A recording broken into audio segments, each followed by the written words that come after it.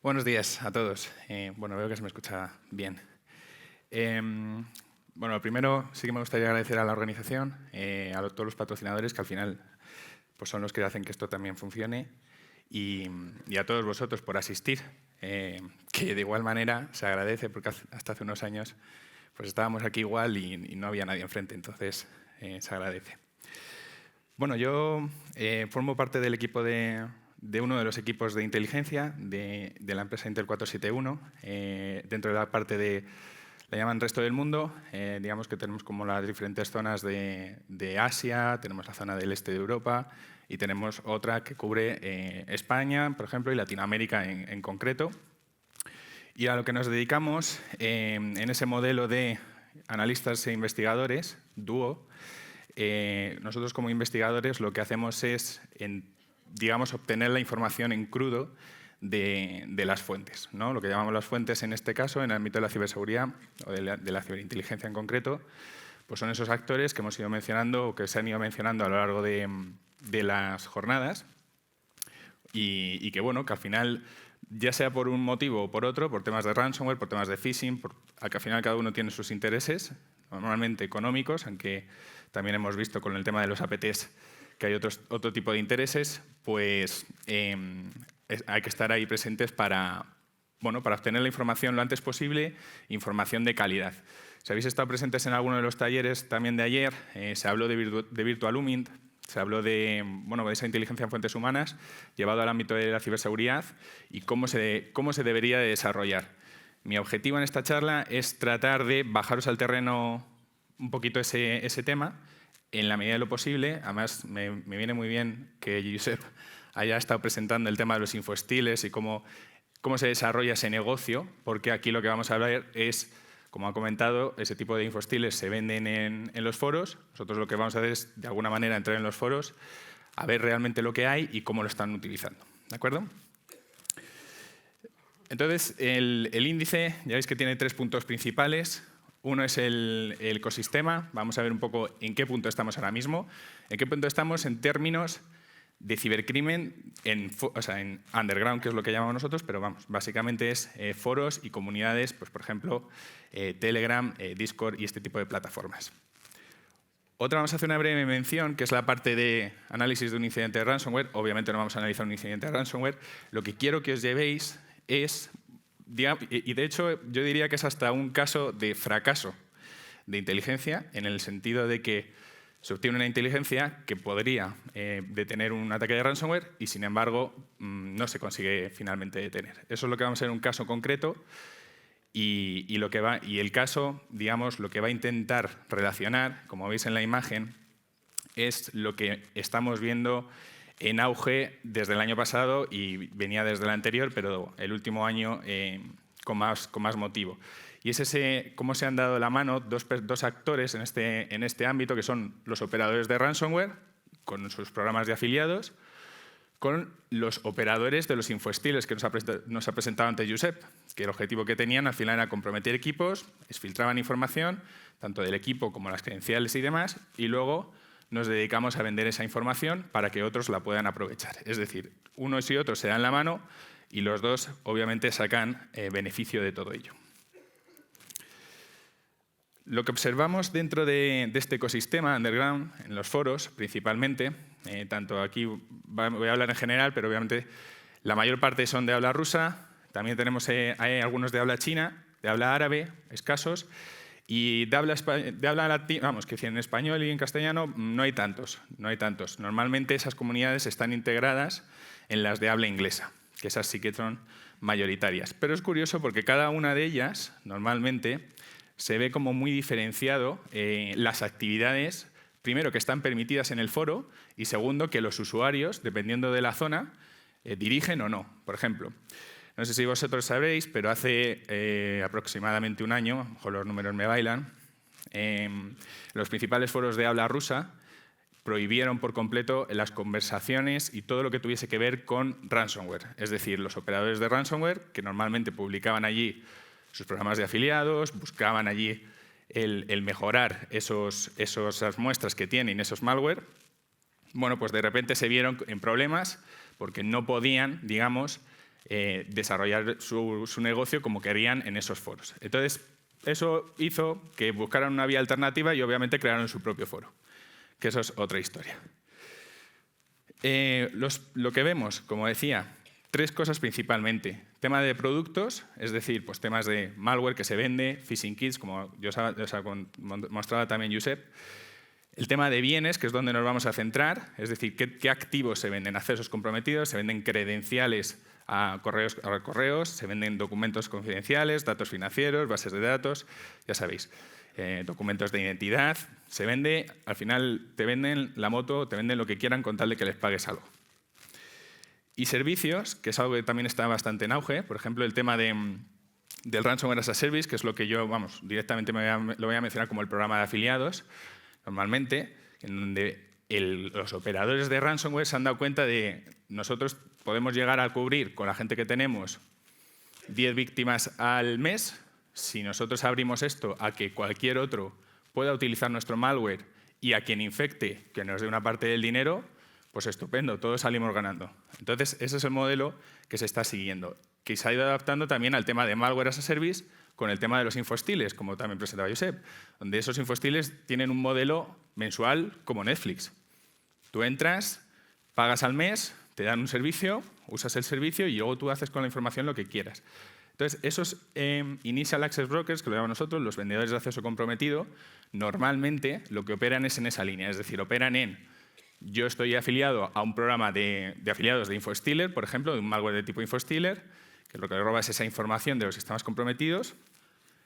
Y lo que hago es que cuando robo esa información, pues yo la vendo aparte, la saco beneficio en los foros, ¿vale? Y es algo que se ha puesto muy de moda porque tiene una ventaja muy grande. Si recordáis, el acceso inicial siempre ha sido campañas de phishing, que sigue siéndolo, campañas de spear phishing, uso de ingeniería social, ficheros adjuntos. ¿Qué pasa? Que eso tiene un coste asociado de una campaña, hay que desarrollar imaginaos que queremos un objetivo muy concreto, hay que estudiar el objetivo, hay que crear el malware, lo que vamos a hacer con todas sus correspondientes fases, solo para ganar el acceso inicial y la persistencia.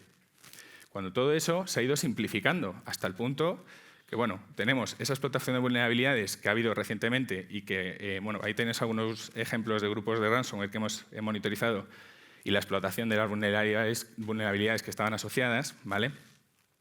Pero como veis, por ejemplo, tenemos las clásicas de ProxyShell, de Log4j también, y el tema de VPNs, que sigue siendo de lo más explotado. También hay un problema, es un problema en el sentido de que con toda la pandemia hubo un crecimiento exponencial del uso del trabajo remoto, etcétera, etcétera, de la habilitación de servicios de acceso remoto, RDPs, VPNs, etcétera, etcétera. Pero no todo el mundo estaba preparado, ni muchísimo menos, para a la vez acompañar la seguridad a todo esto. Sectores principales, que luego los vamos a ver, que se han visto afectados por eso, yo tengo 2 en la mente siempre, que son el sector educativo y el sector de la salud. Son 2 de los que han tenido que abrir, sobre todo, por ejemplo, el educativo, ha sido de forma indiscriminada y, por ejemplo, también en temas académicos, universitarios y demás, pues es lo que más observamos. Y es esa evolución de la venta de credenciales la que al final ahora tiene más peso, porque realmente se han dado cuenta los operadores que dicen yo no voy a estar perdiendo el tiempo, no voy a estar haciendo una campaña de una semana para tratar de conseguir un objetivo, cuando yo directamente escribo a mi proveedor de accesos y le digo, oye, para la semana que viene necesito que me consigas uno en este sitio. Y si a la semana lo tiene. Y si no tiene a nadie para quien preguntar, lo cual es bastante raro, lo que hace es ir a un mercado especializado. Si los tienes también. Tú vas no en los foros, que también se patrocina, pero tú vas a un mercado especializado de credenciales, directamente buscas el dominio de la empresa que quieres comprometer y si tienen esas credenciales disponibles, las compras, ojo, por un precio de $10. Tampoco nos vamos a matar, pero por $10 tenemos el acceso que queramos a esa empresa. Entonces ha habido ese incremento en ese tema de los accesos comprometidos. Cosas que observamos en esos IABs, que son los vendedores de accesos comprometidos que nosotros llamamos. Uno es la importancia de la reputación que tienen como vendedores. Para ellos es esencial que en un foro sean reconocidos, que tengan una reputación positiva, que tengan ejemplos claros de que han conseguido vender y han vendido a gente importante. Eso para ellos es necesario casi para trabajar. Son oportunistas, es decir, ellos, salvo que realmente estén colaborando de forma activa con un grupo que tenga objetivos muy concretos, el resto es al por mayor. Yo saco todo lo que pueda y lo monetizo ya sea en un sitio o sea en otro. Y lo que no me quieran, pues ya veré cómo la monetizaré yo, sacando información y vendiéndola yo mismo. El tema de value offering básicamente es que al principio era todo un poco caótico en los foros. Se vendían esos accesos comprometidos, nadie daba información realmente de qué eran los sistemas, qué tenían dentro, a quién pertenecían. Y sin embargo vamos a ir viendo que casi ya siguen una plantilla en la que se indica, obviamente se trata de evitar mencionar a la víctima en concreto, pero se dan todas aquellas miguitas de pan que para los malos les permite detectar si la red es interesante o no, y para los que estamos tratando de detectar las víctimas y ayudar, pues nos da bastante información como para intuirlas o de alguna manera detectarlas. Esto es un breve resumen de lo que os comentaba, ese cómo facilitan el acceso inicial a los operadores de ransomware y el precio, que ahora vamos a ir viendo un poco algunos ejemplos de todo ello. Tipos de accesos que hemos observado, principalmente los que veis a continuación. VPN son los que más, pero obviamente la mayoría lo buscan.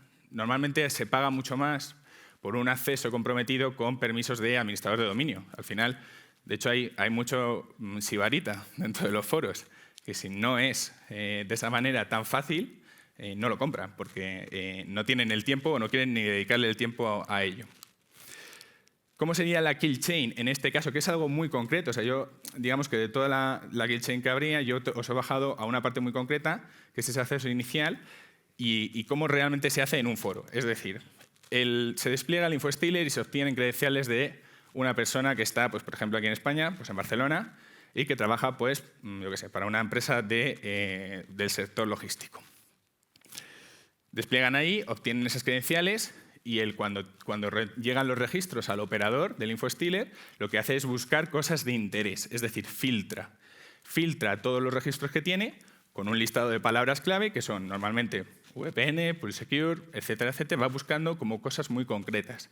Esas cosas concretas las saca y las anuncia a la venta en los foros. Y ya os digo, vamos a ver algún ejemplo ahora de cómo es uno de esos anuncios. Habíamos dicho que los operadores de ransomware tenían prohibido hablar de ransomware, pero no tienen prohibido el acceso a los foros, ni muchísimo menos. Entonces, desde luego están ahí. Y entonces lo que tienen, además se les distingue muy bien, porque normalmente cuando entran, ya os digo que funciona mucho con reputación o porque pagas. Entonces llega uno, además hace una semana llegó uno, y metió 3 bitcoins de depósito, dijo, oye, esta es mi carta de presentación, 3 bitcoins. Pues esa es una manera de llegar y decir, oye, que yo no soy cualquiera.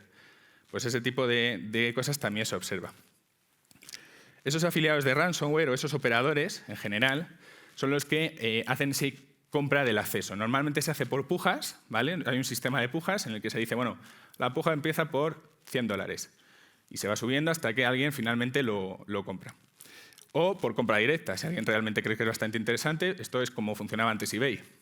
Tú tenías un precio de pago directo, si lo pagabas, te lo llevabas. Y eso acaba, obviamente, en un grupo de ransomware, acaba en un despliegue de un ransomware, acaba en una víctima comprometida, y el tiempo que hemos observado medio entre que hay una venta de un acceso comprometido y la víctima esa en concreta realmente aparece dentro de un blog de ransomware, como anunciada como víctima, es de 30 a 60 días, más o menos.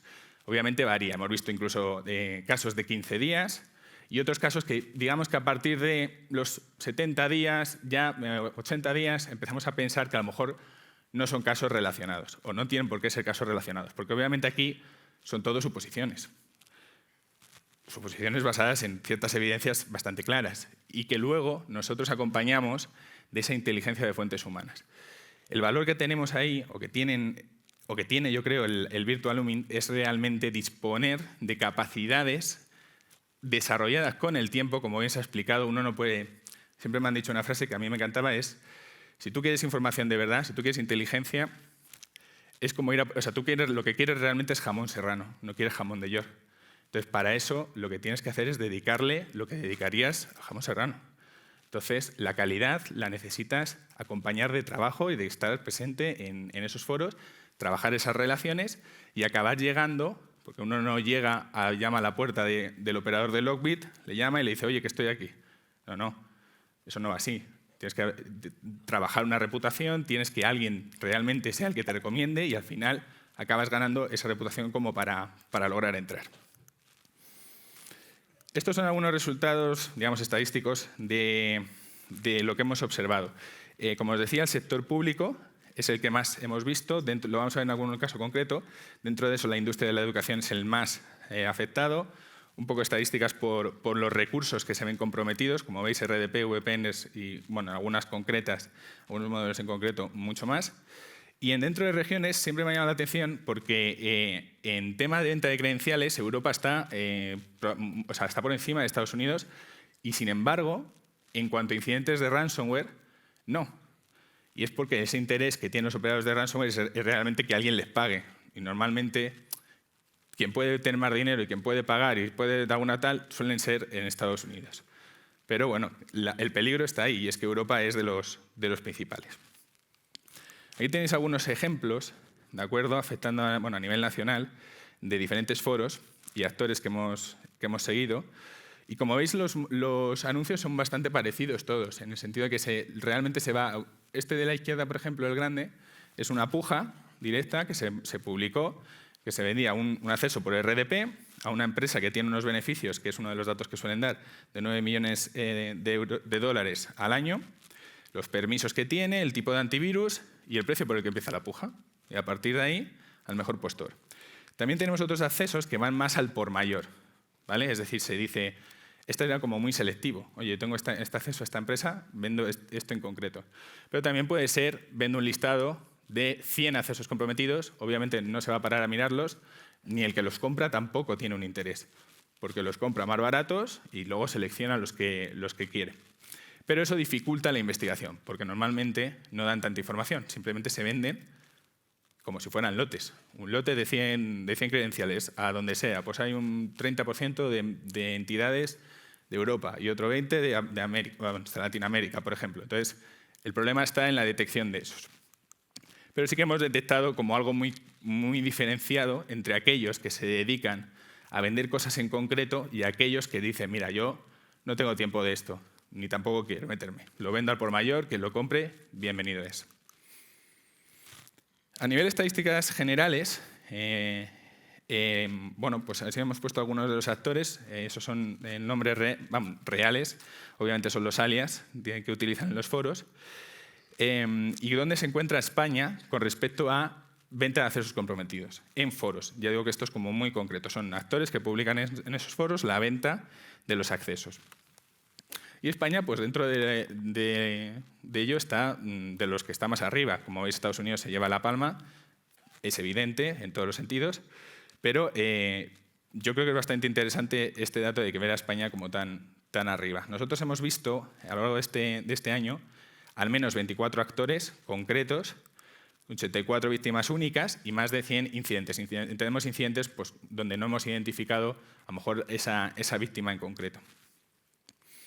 Un poco la distribución por los meses, por los sectores, como os comentaba, ese sector público, sector de tecnologías también lo vemos mucho, y las industrias, ¿de acuerdo? De igual manera. Ahí el tercero en discordia es los gobiernos, instituciones públicas a nivel regional, que es también bastante observado. La distribución por actores, ahora vamos a ver algunos de ellos, nos vamos a centrar de hecho en los 3 primeros, ¿vale? Y luego vamos a ver el caso es del cuarto, ya os lo digo como spoiler. Algunos seguramente os suene, la mayoría, son de habla inglesa, el que no quiere decir más, y el resto rusos, normalmente. Y vamos con el primero, ¿no? El primer perfil que os hemos sacado es el de Juniper, que también seguimos en otros foros como Museum Hotel y Cacodemón. Normalmente este seguimiento de foros se hace porque se detecta un anuncio de otro actor diferente, se interactúa, se obtiene información y esa información nos permite correlar o identificar de forma única que esas dos personas, esos dos alias, realmente estás hablando con la misma persona, pero por cosas objetivas. Por ejemplo, que te manden el mismo Telegram para hablar o te mandan un mismo perfil de comunicación. O sea, realmente es como cosas objetivas, no es porque nos venga al vuelo. Este actor está como muy centrado en la venta al por menor, ventas privadas. Una vez que establece como esa relación de confianza con un comprador, directamente se olvida de publicarlo en los foros y dice, mira, yo ¿para qué voy a estar hablando con 10 personas si tengo a este que me lo compra por privado? Ahí es donde hay que estar, porque si no estamos ahí, no nos sirve de nada. Si uno no está donde realmente está el mercado, ya sea en privado o sea en público, te estás perdiendo realmente todo lo que está pasando. Ahí veréis muchos de ellos que ponen lo de negocios vía escrow. Escrow es el mediador que existe en los foros, porque uno puede tener la duda, ¿no? De, joder, me van a estafar. Normalmente tienes que pagar tú primero y me van a estafar seguro.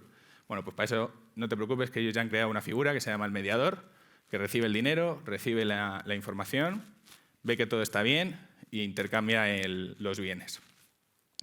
Pues ese Juniper ha sido, ya lo habéis visto en las estadísticas, el que más hemos observado atacando entidades nacionales. De hecho, sí que seguimos algunas pistas del posible origen del actor, que es de habla rusa, pero tiene cosillas con España que llaman la atención y que, bueno, pues nunca se saben hacia dónde pueden ir.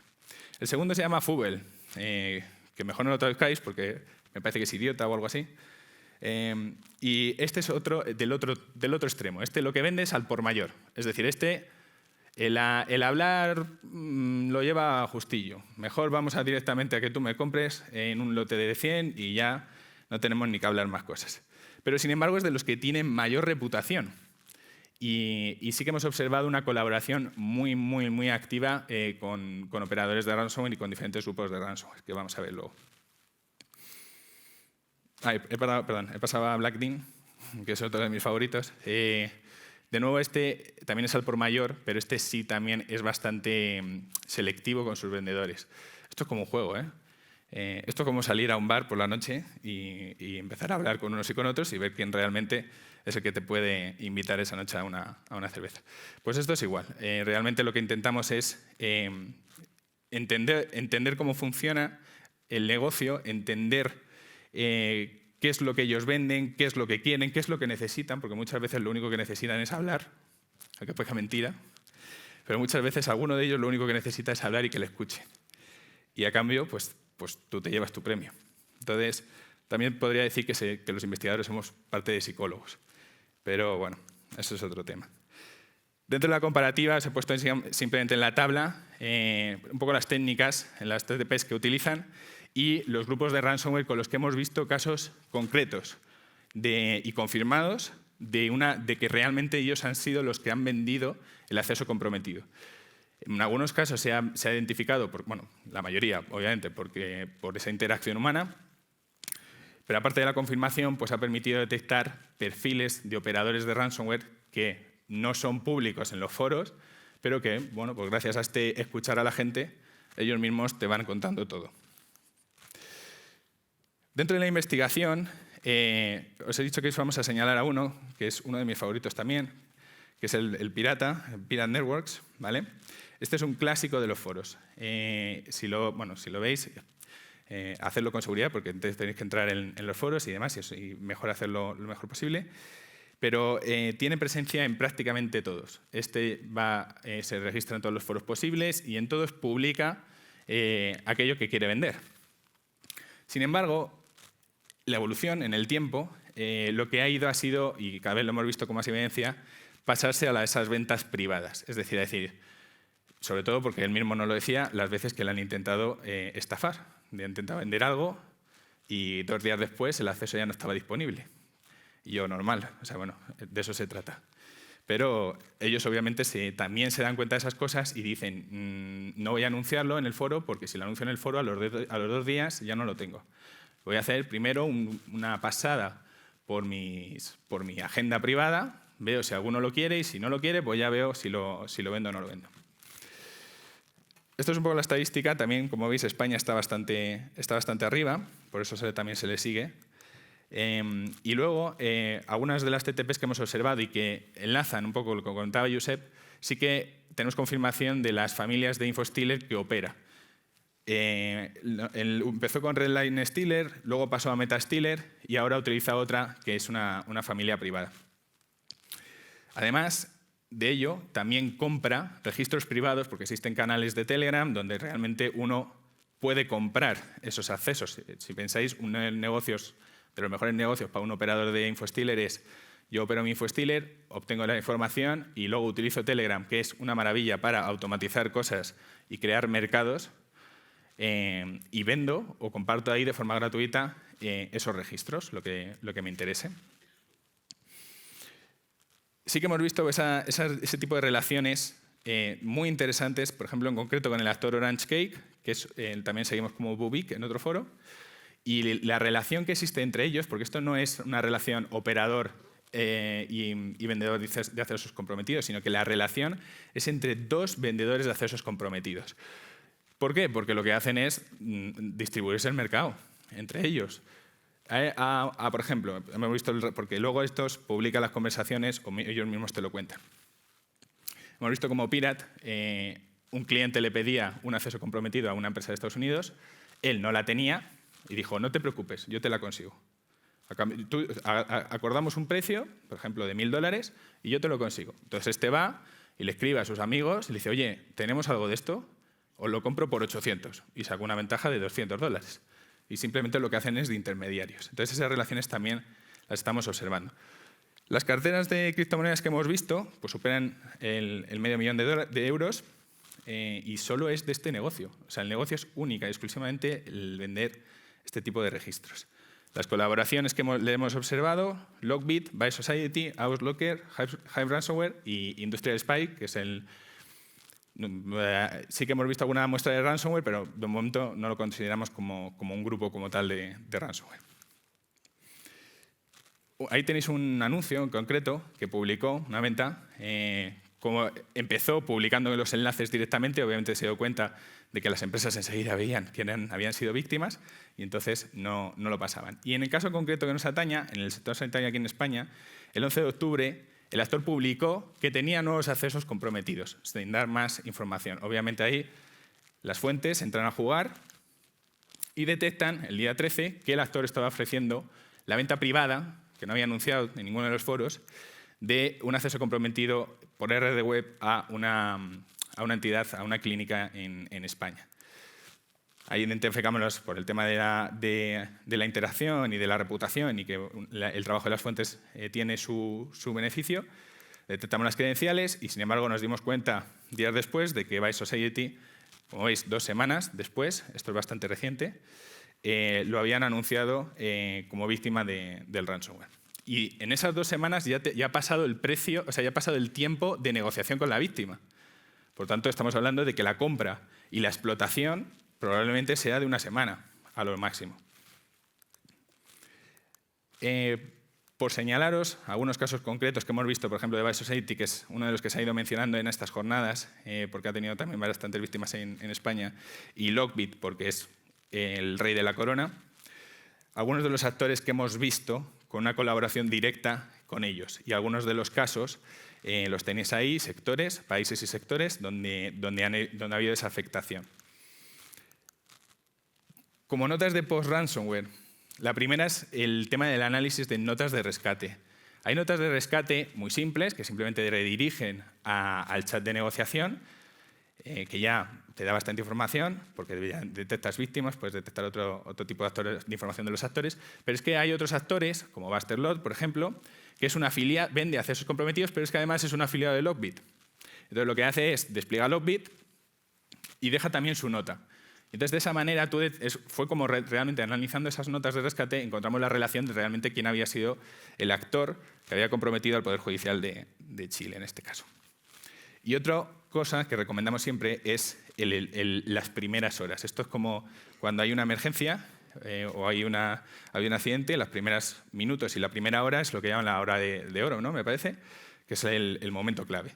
El análisis rápido o la reacción rápida te puede permitir detectar si todavía se está filtrando la información o si se has filtrado, muchos de los software que utilizan, por ejemplo de Reclon, sube directamente a la nube de Mega. Las credenciales las suelen dejar en claro en esos ficheros.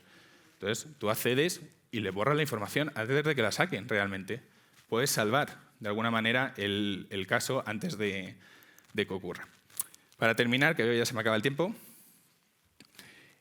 hemos visto en tema de prospectiva ese aumento en el número de anuncios, ese incremento en el número de incidentes de ransomware facilitados por esas ventas, ese desarrollo de relaciones privadas que cada vez va a ser, y yo creo que va a ir en aumento entre operadores de ransomware y vendedores de accesos comprometidos, hasta el punto de que algunos de ellos probablemente acaben siendo integrados en los propios grupos de ransomware. El desarrollo de funcionalidades especiales para vendedores de accesos comprometidos en los diferentes foros, es decir, han visto que hay un mercado y dicen vamos a ayudarles de alguna forma a que lo hagan aquí, a que vendan aquí, porque ellos se pueden llevar una comisión. La proliferación de mercados especializados, pues en algunos casos a lo mejor os suenan, Genesis, Russian Market, hay bastantes casos, mercados que se especializan única y exclusivamente en esa venta de accesos. Y esta es mi apuesta, esa aparición de mercados especializados de forma automática en Telegram, en el desarrollo de bots y desarrollo de canales que lo que hacen es, sin una interacción directa con el actor, simplemente a través del bot, compra-venta de accesos comprometidos y demás. Entonces siempre se recomienda ese análisis constante de la superficie de exposición, ¿vale? Para entender los servicios que tenemos expuestos y en especial como esos accesos remotos y demás. Por suerte y por felicitaros aquí presentes de unos países y de otros, por el trabajo que están haciendo, por desmantelar estas campañas de ransomware y desmantelar a los actores detrás de ella, que gracias a ellos, pues bueno, de momento les seguimos la traza a todos. Y bueno, las conclusiones es un poco lo que he seleccionado, lo que os he ido diciendo en el camino. Y poco más, ya os digo, agradeceros a todos. Yo voy a estar en el stand de Intel, que está al lado enfrente de la sala 20, me parece, pero bueno, estaremos por allí. Si alguien tiene alguna duda, pues encantados de ayudarles y no, si aquí tenéis alguna pregunta, yo encantadísimo de responder todo lo que pueda y muchas gracias a todos por asistir. Y ya está.